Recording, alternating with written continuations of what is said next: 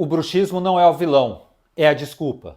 O paciente relata que range os dentes. Você olha a boca e vê sinais de perda da integridade dentária, por questões mecânicas, como por exemplo mobilidade, ou trauma oclusal, dor à percussão, pericementite. O que você faz? Você fala assim, realmente a culpa é do bruxismo. Vai lá e ajusta. Mas será que eu ajustando esse dente, estou distribuindo esse problema para outro dente? Eu preciso entender o quanto realmente é o bruxismo e quanto realmente o sistema está desestabilizado, o sistema está desfavorável do ponto de vista mecânico. Se quiser aprender um pouco sobre isso, manda um direct para mim.